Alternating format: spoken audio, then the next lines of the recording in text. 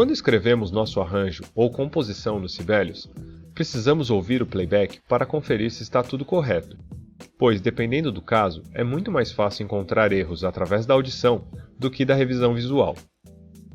Se o objetivo do playback é fazer revisão de notas, é importante que 2 painéis estejam visíveis na nossa área de trabalho. Vá até a guia View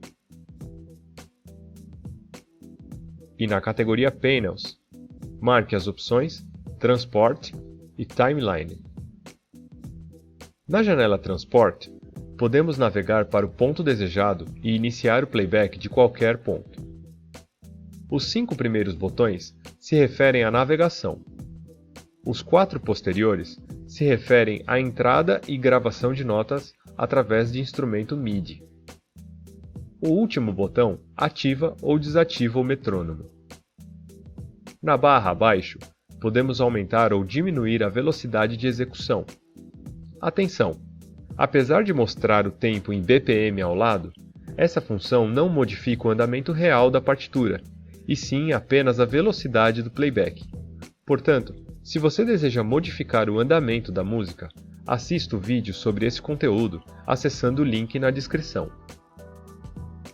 Clique no botão Play ou tecle a barra de espaço para iniciar a execução.